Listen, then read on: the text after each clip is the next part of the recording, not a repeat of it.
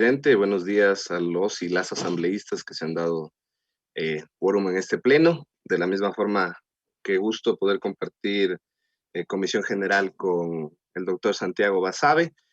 Eh, Mi nombre es Giuseppe Cabrera y formo parte de la plataforma Politólogos Ecuador. Es una plataforma en Facebook que nos dedicamos especialmente a la generación de opinión y crítica desde las ciencias políticas. Y este es un tema que el año pasado nos ha inquietado, porque la cuestión aquí no es si Senado sí o Senado no. La cuestión es si este proyecto de Senado es el que queremos, y nosotros creemos que no. Eh, el tema sobre la creación de Senado puede ser un tema interesante, un tema debatible, que además, y lo digo con completa honestidad, que no pase por la demagogia, porque la cuestión aquí no es si yo salgo a recoger firmas ofreciendo la reducción de los asambleístas, probablemente me van a firmar más allá del 1% del padrón electoral. La cuestión es si queremos o no un Senado. No importa a costa de que sea esto, de la creación. Y no puede ser a costa de propuestas demagógicas, sino a costa de si es o no conveniente en términos de política comparada y de teoría política, que creo es el abordaje que debemos darle a esto, porque la Corte Constitucional y el juez Ali Lozada ya se han pronunciado sobre la vía, que es lo único que han hecho, y creo que eso hay que dejar bastante claro.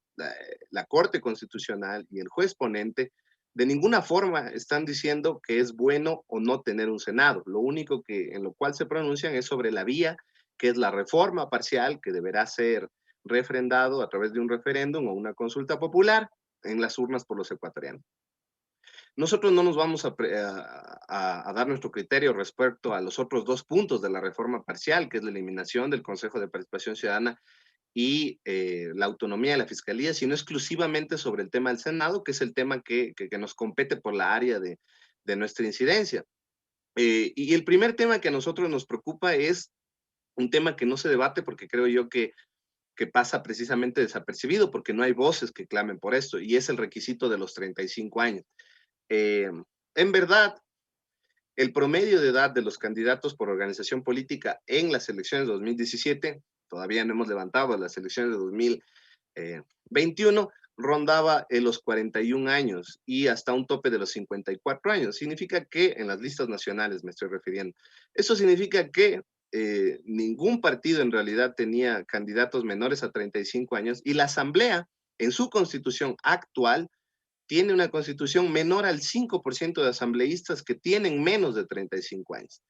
La pregunta ahí es, ¿para qué hacer una reforma sobre algo que en realidad, una situación que no es existente en este momento? Las reformas legales o constitucionales se dan en la medida de controlar un escenario social que necesita ser regulado. En este caso, ese escenario social no existe porque no hay una mayoría de jóvenes en el Senado, y por el contrario, sí se nos ponen más limitaciones a los jóvenes para participar, que honestamente tener 35 años, 50, 60, 70 años no es garantía de nada. Me parece que quienes dirigen la opinión pública mundial, Malala o Greta Thunberg, está comprobado que tienen ni siquiera los 18 años, así que no es garantía de nada. Me parece que es por el contrario, limita derechos de participación de los jóvenes y además va en contracorriente. No tiene sentido que la Asamblea haya hecho el año pasado una reforma al Código de la Democracia, exigiendo o pidiendo que se incluyan en las listas al 25% de los jóvenes, y al mismo tiempo le dicen no pueden hacer política en el Senado. Ese no es un espacio en el cual ustedes puedan estar. ¿Por quién sabe qué? Porque en realidad en la propuesta de la reforma parcial, el Senado viene a cumplir casi las mismas funciones que la Cámara de Representantes, exceptuando la designación de autoridades de control, que además se da en un proceso complejo y engorrado que ni siquiera, digamos, creo yo que está bien definido en el proyecto de reforma parcial presentada por la Comisión. Eh, Precisamente, digamos, el Plan Nacional del Buen Vivir en el 2013-2017 para ese legislativo eh, pedía o aspiraba a llegar a una representación del 15%, no se llegó de los jóvenes, no llegó ni al 5.6%, y por el contrario, en la Asamblea actual, 2017-2021, no llega ni al 4%, que es lo que mencionaba. Ahora, el tema sobre la legislación de doble cámara. Eh, en la mayoría de órganos legislativos donde existen senados, las reformas han ido en contracorriente de lo que se quiere hacer en el país. Esto significa que se le ha quitado facultades al Senado. no a la Cámara de Diputados, porque la Cámara de Diputados es la Cámara popular, es en la Cámara donde nacen los liderazgos, es en la Cámara donde se eligen a los primeros ministros o presidentes. No existe ya esta distinción en la mayoría de democracias, o por lo menos las 10 democracias eh, plenas del mundo, según el índice de The Economics. En ninguna de estas el Senado es entendido como una cámara alta. Simplemente son cámaras diferentes y, y tampoco, en la mayoría de los casos, sirve como cámaras de doble revisión. Entonces, esto es algo que va en contra de las mayorías de reformas que se han hecho. Y Italia, por ejemplo, tuvo un referéndum, una consulta popular el año pasado que ganó y que precisamente fue a la reducción de los senadores para dar más competencias a la Cámara Baja. No es como se quiso vender la propuesta de la consulta popular de Italia, no era para reducir los legisladores principalmente, había algo de eso, pero principalmente era para quitarle atribuciones al Senado y darle más atribuciones a la Cámara Popular. Y aún así fue criticable por ir precisamente en este contrapeso que debería ejercerse o una bicameralidad perfecta que se hablaba ahí. Pero ahora, la propuesta de revisión o de legislación en doble cámara puede funcionar para aquellos órganos legislativos donde los proyectos de ley necesitan mayor reflexión o donde los proyectos de ley se aprueban con demasiada premura, no sé, tal vez por la hegemonía de un partido que posibilite esto o porque, eh, digamos, tienen alguna facilidad que les permita hacer esto. Pero este no es el caso puntual del Ecuador. En el caso puntual del Ecuador, hasta el año pasado, hasta diciembre del año pasado, existían 861 proyectos de ley rezagados, que ustedes bien conocen, y solo durante la pandemia se presentaron 72 proyectos de ley. De esos 72 proyectos de ley, apenas se aprobaron 10. Significa que el margen de aprobación de la Asamblea es de apenas un 13% sobre los proyectos presentados. Aprobar la creación de una Cámara, de un Senado, que revise o que sea una doble revisión de la Cámara de la Cámara de Representantes, lo único que va a hacer es ralentizar aún más la aprobación de los proyectos de ley y alejar más a la Asamblea de la ciudadanía. Porque al final los proyectos de ley se entiende que pueden incluso mejorar en condiciones reales la vida de las personas, que es al final lo que creo yo que quieren hacer todos los legisladores. Pero eso no está pasando y como digo, ralentizar más el proyecto de ley y hacerlo mucho más engorroso con una asamblea que se viene, porque también la asamblea que se viene del 2021 es una asamblea más compleja que la asamblea actual, con 5 bancadas legislativas y una serie de legisladores electos por movimientos locales, pero por lo menos 5 bancadas legislativas y con ninguna mayoría clara, ni siquiera la Revolución Ciudadana o la Alianza UNES ha logrado una mayoría como para aprobar proyectos de ley sin el apoyo o sin la negociación de otras bancadas. Entonces, va a ser aún más complejo que esta legislatura aprobar proyectos de ley y crear un Senado, como digo, lo único que va a ralentizar este proceso. Me parece que otro tema que siempre o que está en cuestión aquí es el tema de la representación.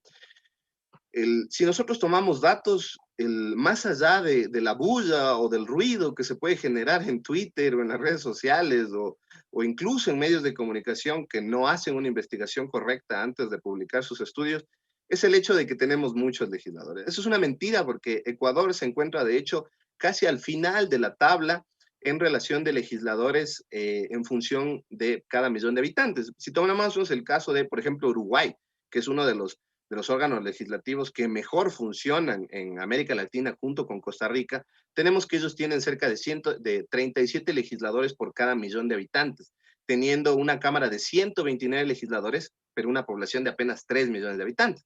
El Ecuador, por el contrario, se ubica con apenas 137 legisladores, con 8 legisladores por cada millón de habitantes. Obviamente hay una distancia enorme entre 8 y 50 y 37 legisladores, y así mismo es el caso de Bolivia, Nicaragua, de la mayoría de los países, Costa Rica, como digo, el mismo Chile, que ha sido tomado como ejemplo, tiene muchos más legisladores y tiene 11 legisladores por cada millón de habitantes. Esto significa que más bien el Ecuador tiene infrarrepresentación en la Asamblea y no sobrerepresentación. Tampoco estoy diciendo que se aumenten los legisladores porque no hay las condiciones políticas, ni sociales, ni económicas para hacerla. Pero creo que por lo menos no se debe tocar y aumentar en lo que sí, que la proporción que incluso se habla de 300,000 habitantes, 300,000 habitantes. Aumentar el proyecto presentado por la Comisión de Institucionalización Democrática habla de un legislador por provincia y uno por cada 300,000 habitantes. Esto significa que toda la Amazonía, todo Galápagos se queda con un solo legislador, porque ninguna provincia de la Amazonía, y quienes son legisladores de esa provincia saben, ninguna provincia de la Amazonía llega a los 300,000 habitantes. Creo que la que más población llega a los 70,000, 80,000 habitantes. Significa que quitarle un legislador va a infrarrepresentar a las provincias de la Amazonía, va a dejar con un solo legislador. Un solo legislador yo creo que no representa la pluralidad de ninguna provincia y además va a disminuir también la representación en provincias de tamaño mediano, como Bolívar o como Cañar, que tienen 3 legisladores y va a dejar con 2 legisladores, y así mismo con la Sierra Centro, que llegan a 4. La cuestión, sobre todo si quieren hablar del tema de la representación, que sí me parece un tema importante que se debe hablar, es por qué están subdivididos en circunscripciones las provincias de Guayas, Manabí y Pichincha. Digamos, eso es algo que no se ve en otros sistemas de representación y que en realidad en nuestro sistema, que no tiene legisladores territoriales como el caso de Chile, los cuales permanentemente llegan a sus territorios, no tiene mucho sentido, porque ustedes saben que con honestidad muchos de los legisladores electos por el centro norte de Quito o por el centro sur viven en el centro norte y viceversa, o parroquias y viven en otros sectores. Entonces, en realidad, eso no se representa con una representación descriptiva, sino con otras condiciones que me parecen legítimas. No cuestiono que se lancen por otras circunscripciones, pero lo que cuestiono es la división. Eh, digamos, no creo que haya mucha diferencia y eso sí debió haber sido un tema que yo entiendo se debatió en el Código de la Democracia, pero debería retomarse para posibilitar la unificación de estas 3 circunscripciones.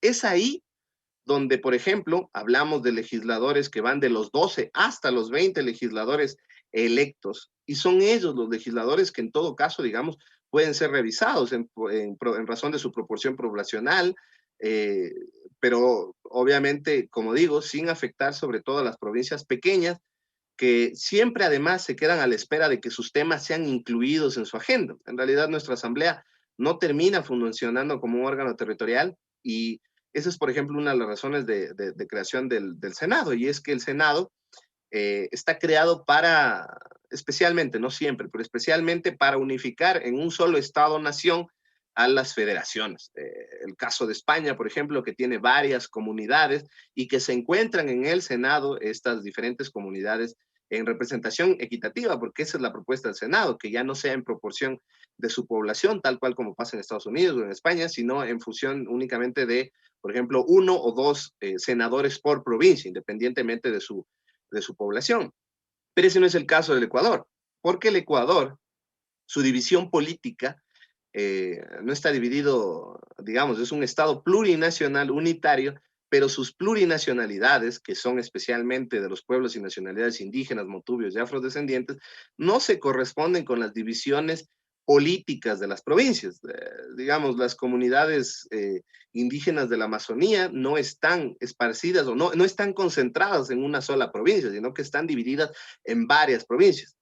Y más allá de la coyuntura actual, que le ha dado una muy buena, digamos, representación al movimiento Pachacutic, en otras circunstancias de reducirse precisamente legisladores en las provincias que siempre les posibilitan, donde hay mayor población indígena, se quedarían sin representación los pueblos y nacionalidades indígenas. Y obviamente creo yo que eso no es lo que buscaría un órgano que a la final busca representar las voces diversas de pueblos, nacionalidades, diferencias ideológicas en un solo órgano legislativo nacional.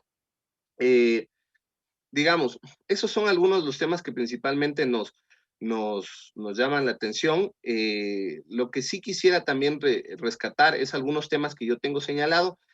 Por favor, señor secretario, le pido que si me excedo en el tiempo me avise un minuto antes para ir terminando. Tengo unas anotaciones breves que sí quiero mencionar respecto al proyecto de ley, que creo que sí pueden ser consideradas a futuro. Por ejemplo, el tema de la existencia de los asambleístas, la eliminación de los asambleístas suplentes y su reemplazo por el siguiente candidato más votado. El ejemplo que les puedo dar es el caso, por ejemplo, de España, donde la cual el curul le pertenece al partido. ¿Qué evitamos con eso? El transfugismo político. evitamos que los legisladores electos por un partido pasen a otro partido o incluso se vuelvan independientes, y obviamente haya cierta disciplina partidaria que posibilite la estructuración y la solidificación del sistema de partidos, que nuestro país tiene serios problemas con el sistema de partidos, y es allá donde deberían ir las reformas del Código de la Democracia. ¿Cómo regular la disciplina partidaria? ¿Cómo regular además que los legisladores, digamos, es positivo el cambio a listas cerradas, pero no solo pasa por eso? Y cómo, por ejemplo, esta reforma que les digo hace que la renuncia de un diputado eh, que se convierte en transfugismo al partido termine siendo la curul al partido, o únicamente la imposibilidad de renuncia. Digamos, ya hablé del tema de los 35 años, que es otro de los temas que tengo aquí señalado. Se habla en el proyecto de ley, yo digo, creo que el proyecto de ley de reforma parcial, una de las cosas que más se debe observar es que es un proyecto de ley generalizado, que no me da propuestas objetivas ni nexos causales entre lo que dice y lo que se podría regular. ¿A qué me refiero? Se habla de un sistema de contrapesos que podría ser mejor a través de la creación del Senado. Esto no es cierto, porque de hecho, le da más prerrogativas de las que tiene este momento el presidente. Significa que la creación de este Senado va a desmérito de las atribuciones legislativas. ¿Por qué digo esto? Porque una de las propuestas de este comité de la reforma parcial es que el presidente pueda, primero, definir cuándo un proyecto de ley es urgente, ya no solo en materia económica, sino en cualquier materia. Y ustedes saben los tiempos y las premuras que significa un proyecto de ley económicamente urgente. Imagínense en cualquier materia pudiéndose regular todo, ¿no? Desde seguridad, derechos de asociación, libertad y todas las cuestiones que podrían estar en juego aquí. Y digamos, varios legisladores sobre todo se excusaron en eso frente a situaciones de proyectos de ley presentados durante este gobierno. Se daría más facultades al presidente para escoger cuál proyecto de ley es urgente. Y segundo, y esto es completamente desdeñable, no tiene, digamos, no le encuentro sentido alguno, no pasa en ninguna democracia actual, y es que el presidente escoge qué Cámara aprueba su proyecto de ley. Él puede enviar a la Cámara de Representantes o puede enviar a los senadores.